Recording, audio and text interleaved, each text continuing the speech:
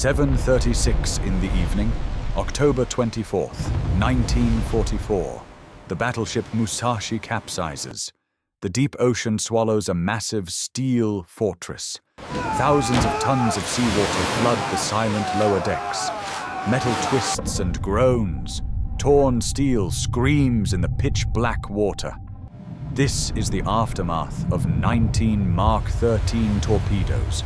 They ripped the massive hull to shreds. 17 armor-piercing bombs shattered the proud Vickers steel. Over 1,000 Japanese sailors are trapped. They sink into the abyss of the Philippine Trench. The giant leviathan has fallen. It did not sink because of inferior weapons. It did not sink from a lack of naval courage. The root cause was absolute blindness. This catastrophic collapse started with a fatal strategic decision. High Command stripped away their shield. The vital umbrella of air cover was deliberately discarded. What exactly happened out there? Let us rewind exactly 9 hours to find the truth. 10:27 in the morning. The Sibuyan Sea is crystal clear and dead calm. Visibility stretches to the absolute maximum. This weather is highly ideal for bomber squadrons. The Japanese center force steams eastward. Vice Admiral Takeo Kurita stands on the towering bridge. His formation is incredibly powerful. They hold the greatest naval firepower of the Japanese Empire. 5 battleships, 10 heavily armored cruisers push through the waves, 2 light cruisers, 15 destroyers form the outer defensive screen. At the very center sits Musashi. It looms on the water like an unstoppable steel mountain. Displacement is 72,000 tons. The total length reaches 263 meters. The beam is nearly 39 meters across. The main armor belt measures 410 millimeters thick. Deck armor is 220 millimeters of solid steel. Engineers believed it could shrug off any high-altitude bomb. Musashi possessed terrifying offensive firepower. 9 18-inch Type 94 main guns sit on the deck. Each armor-piercing shell weighs nearly 1.5 tons. Maximum combat range hits 26 miles. That is enough to annihilate any American warship. But this ultimate machine harbored a fatal flaw. Operation Sho-Go 1 contained unacceptable tactical risks. The fleet had to navigate narrow straits. They steamed straight toward Leyte Gulf in broad daylight. They had absolutely no line of retreat. There was zero air support. The worst factor was the complete absence of fighter escorts. The sky above them was totally empty. 70,000 tons of steel lay exposed to the sun. They were a naked target for enemy aircraft. Tokyo made a recklessly desperate gamble. They bet the fleet on shipborne anti-aircraft fire. The defensive grid was incredibly dense. Musashi boasted 130 25mm autocannons. 35 heavy machine guns lined the superstructure. The massive 18.1-inch guns loaded special Type 3 shells. These were known as beehive incendiary rounds. They were designed to detonate in mid-air. The blast created a massive wall of fire and shrapnel. But the grim reality was brutally unforgiving. Firing the main batteries created a massive shockwave. The blast overpressure swept violently across the deck. It literally blew exposed anti-aircraft gunners overboard. This overconfidence would soon exact a very heavy toll. The moment of truth arrives. The Type 21 air search radar flashes a warning. The radar scope fills with heavy incoming contacts. The antenna rotates and tracks multiple high-speed targets. Distance is exactly 110 kilometers. The identification system returns absolute silence. There are no friendly signals returning. Task Force 38 has arrived. Admiral William Halsey finally found his massive prey. American scout planes transmitted the exact coordinates. Large-scale strike packages launch from the carriers. Helldiver dive bombers carry heavy armor-piercing payloads. Avenger torpedo bombers skim low across the water. They carry the highly lethal Mark 13 aerial torpedo. They have locked onto the ultimate super-battleship. General quarters alarms scream across the ship. The harsh sound echoes through the steel corridors. It wakes every sailor on board. Nearly 2,400 men rush to battle stations. The blood-red battle ensign runs up the mainmast. Heavy watertight doors are slammed shut and dogged down. Damage control readiness hits the highest possible level. Deep inside, the hull damage control teams stand by. They prep high-capacity pumps and cutting torches. The atmosphere on the bridge is suffocating. Spotters glue their eyes to optical rangefinders. Black dots on the horizon grow larger by the second. The deafening roar of radial engines echoes across the water. Admiral Kurita orders flank speed. Cruising velocity jumps to a maximum of 24 knots. The massive warships begin violent zigzag maneuvers. Musashi's giant rudders grind hard to port and starboard. 4 bronze propellers churn the ocean into white foam. The massive wake stretches for miles across the Sibuyan Sea. But every evasive effort is entirely futile. Mathematics dictates a cold and ruthless tactical truth. A giant steel fortress cannot run away. American planes dive at over 400 kilometers an hour. The lack of fighter escort is a confirmed death sentence. Great steel armor cannot save a flawed strategy. The proud symbol of the Empire is cornered. The bloodiest surface battle in the Pacific is about to begin. The deadly gamble is finally on the table. 10:29 in the morning. American squadrons push into a steep dive. The dive angle approaches 70 degrees. The scream of dozens of helldivers tears the air. Musashi unleashes its first defensive barrage.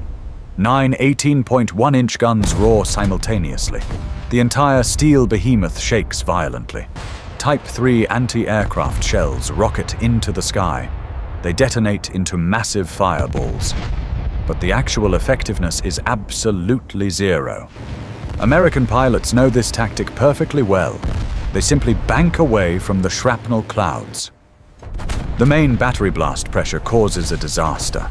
The shockwave blows dozens of Japanese gunners away. The exposed anti-aircraft grid is nearly paralyzed. Fatal gaps appear in the defensive wall of fire. The 25mm autocannons expose their technical flaws. Their traverse speed is painfully slow. The preloaded magazines hold a mere 15 rounds. Gunners lack central radar fire control. Gunners must manually reload without stopping. They cannot track the speed of diving aircraft. The defensive screen becomes fragmented and unsynchronized. 10:38 in the morning. The first armor-piercing bomb strikes the deck. 500 pounds of steel penetrate the superstructure. It tears through the thin roof armor like paper. The bomb detonates inside the fire control center. Officers operating the optical rangefinders are killed instantly. The central optical targeting system is destroyed. Anti-aircraft batteries are forced to fire blind. Accuracy drops to an incredibly dismal level. Another threat approaches right above the waves. Avenger squadrons fan out and skim the ocean's surface. They execute a flawless anvil and hammer tactic. Torpedo bombers bracket Musashi from both sides. Evasive maneuvers merely expose the broadside to another attacker. Mark 13 torpedoes drop cleanly from their racks. These weapons were notorious for early war failures, but American ordnance facilities have perfected them. The warhead packs exactly 600 pounds of torpex. Explosive power is vastly superior to standard TNT. They streak underwater at 33.5 knots, 10:44 in the morning. A terrifying, muffled explosion violently shakes the ocean floor. The first torpedo bites deep into the starboard hull. A massive column of water rises 10 stories high. The torpex charge blows a massive crater. The underwater shockwave crushes the thick armor belt. Rivets pop as thousands of tons of seawater rush in. Fuel bunkers rupture and leak heavily. Black smoke and scalding steam vent from the gashes. Damage control sirens wail across the decks. Chief Engineer Toshihiko Odagiri screams to seal the hatches. The internal damage control system activates. High-capacity pumps roar to clear the flooding. But the water ingress exceeds design limits. They must pump water into the port side to compensate. This is the fatal paradox of counterflooding. Every balancing act adds thousands of tons of dead weight. Hydrodynamic drag increases drastically along the hull. Musashi immediately begins to lose cruising speed. It gradually falls behind the main battle fleet. The protective anti-aircraft umbrella of the destroyers is gone. The giant monster must now fight completely alone. 12:03 in the afternoon. The second massive airstrike darkens the sky. The American fleet launches 30 attack aircraft. No friendly warships remain to cover Musashi. Its defensive grid is stripped away, layer by layer. 3 consecutive torpedoes completely shred the port side. 2 armor-piercing bombs smash the midship's deck. 1 bomb drops straight down the central smokestack. It detonates the boiler system deep in the engineering spaces. Superheated steam vents and incinerates the mechanics. Temperatures in the lower decks reach over 100 degrees. Life is extinguished in the blink of an eye. 1:30 in the afternoon. The third brutal attack wave hammers the battleship. The ship shudders like a toy in a weaponized hurricane. 4 more torpedoes find their mark on the hull. The multi-layered torpedo blister is reduced to scrap metal. Seawater completely swallows the pump rooms. Musashi has ingested over 3,000 tons of cold ocean. The great bow sinks perilously close to the waterline. Waves crash against the forward 18-inch gun barrels. Speed drops to a mere 16 knots. The greatest paradox of naval engineering is exposed. Shipwrights forged a vessel of unprecedented size. They divided it into 1,100 watertight compartments. They believed this would prevent any risk of sinking, but they ignored a fundamental law of hydrodynamics. Asymmetric flooding creates a massive twisting moment. It forces the ship to list faster than anything else. Pumping counter-flood water only makes the ship heavier. The reserve buoyancy is drained to the last drop. 70,000 tons of steel are executing themselves. The pride of Japanese engineering becomes a death sentence. 2,400 men are trapped in a dark steel cage. They are 20 meters below the Sibuyan Sea. Thick darkness engulfs boiler room number 6. Freezing seawater mixes with boiling oil. Internal communications are completely severed. They only hear the ocean rushing through the cracks, and the sound of metal crushed to its absolute limit. There is no way out for them. The watertight hatches are securely locked from the outside. Ruthless damage control protocols dictate their sacrifice. They are abandoned to secure the adjacent compartments. Admiral Kurita watches Musashi fall behind from Yamato. He bites his lip in absolute helplessness. No warship is permitted to stop and assist. Operational orders force the fleet to press forward. Musashi is turned into a giant sacrificial pawn. It draws all American bomber fire onto itself. It slowly dies in the middle of a vast, silent ocean. The aerial slaughter shows no signs of stopping. 3 more devastating airstrikes are waiting ahead. 1:30 in the afternoon. The sky over the Sibuyan Sea is torn apart again. The 4th American airstrike arrives. 82 aircraft tear through the clouds. Musashi is now barely clinging to life. Cruising speed plummets to a dismal 12 knots. The portside list crosses the red line. 3:20 in the afternoon. Task Force 38 unleashes its final massive blow. 137 aircraft blanket the silent space. This is the most ruthless coup de grace in naval history. There is no effective resistance left from below. The central electrical targeting system is completely dead. Gunners use their bare hands to crank heavy barrels. They fire blindly into the sky in sheer desperation. 4 armor-piercing bombs smash the entire superstructure. The anti-aircraft command tower explodes into thousands of fragments. Captain Toshihira Inoguchi is severely wounded in his right shoulder. He stands silently watching his fleet steam eastward. Musashi is left completely alone and behind. The ship executed a highly tragic mission perfectly. It acted as a giant lightning rod for the fleet. It absorbed all aerial fury meant for Yamato, but the ultimate price is eternal destruction in the abyss. 11 more Mark 13 torpedoes slam into the hull. The multi-layered anti-torpedo system is stripped completely bare. Freezing seawater floods the forward boiler rooms. Dozens of massive centrifugal pumps run beyond maximum capacity. But the water ingress through the ruptured hull is too great. Longitudinal bulkheads endure catastrophic water pressure. Load-bearing steel rivets pop under the terrifying stress. Water surges between compartments through shattered tunnels. Asymmetrical weight creates a deadly rolling moment. The bronze propeller shafts completely stop turning one by one. Thick darkness engulfs thousands of men in the lower decks. Temperatures skyrocket as the ventilation system dies completely. Mechanics blindly grope through a thick layer of engine oil. They desperately try to restart the final backup generators. But saltwater has short-circuited the entire core system. Electrical sparks flash and die, taking the last shred of hope. Desperate hammer strikes echo from locked compartments. It is the sound of trapped sailors below. Absolute helplessness blankets every corner of the massive steel block. Structural collapse proceeds in an irreversible chain reaction. 5:20 in the evening. The last engine of Musashi is clinically dead. 70,000 tons of steel drift aimlessly on the waves. The port list hits a highly dangerous 12 degrees.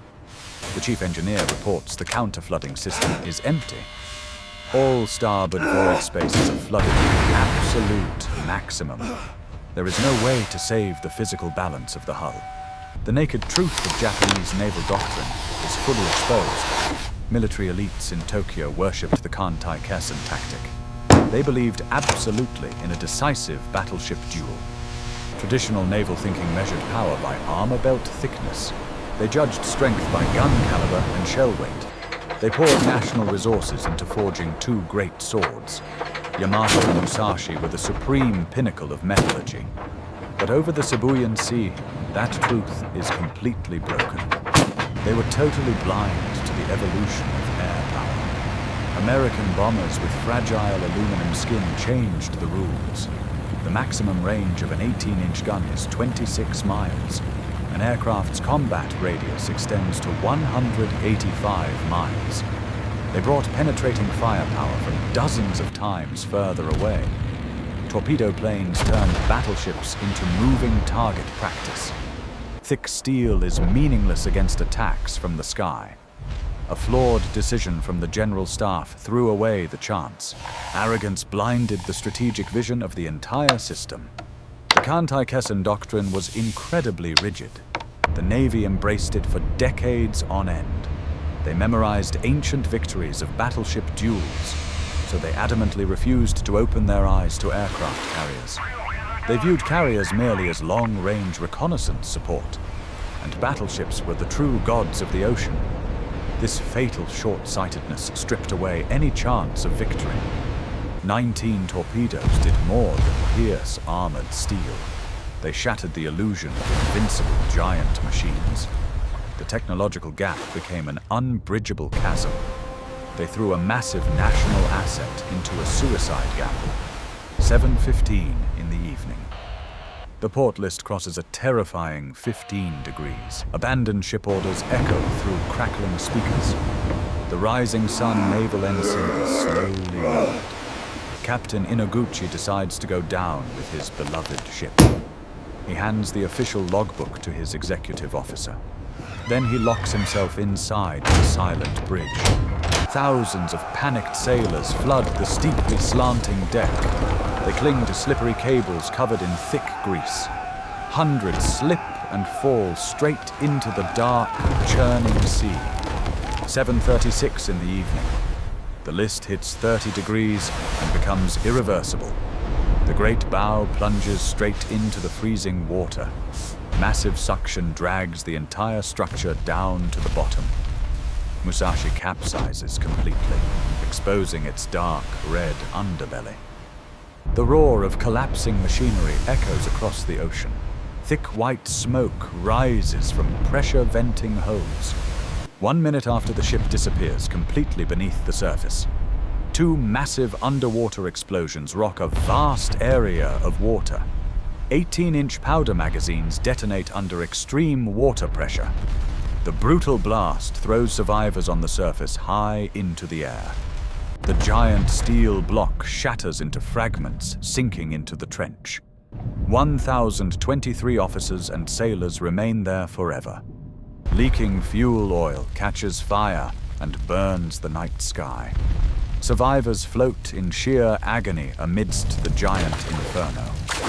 Destroyers Kiyoshimo and Hamikaze cautiously approach the sinking zone. They slowly lower rescue nets into the debris-filled water.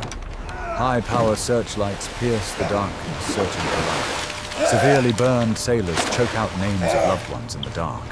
They do not understand how a perfect fortress fell so quickly. They obeyed orders absolutely and blindly until the very end. The empty space on the Sibuyan Sea leaves a bloody lesson.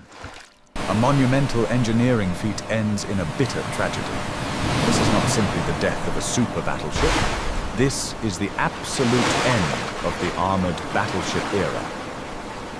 Operation Sho-Go 1 personally buried that pride. Americans only needed planes and torpedoes to dictate the outcome. No classic battleship duel ever took place. Musashi was butchered from afar without returning a single blow. 2015. An American billionaire finds the wreck in the Philippine Trench. It lies silently over 3,200 feet below sea level. The hull is dismembered into scattered fragments over a wide area. Cold mud covers the guns that once terrified the world. The rusted Imperial chrysanthemum rests in eternal darkness. It is a brutal testament to an immortal military truth. A perfect machine placed in the wrong era becomes a disaster. A conservative mindset pays a heavy price in blood and steel. The deep trench forever holds the final roar of Musashi. The legend of an unsinkable fortress is officially nailed shut.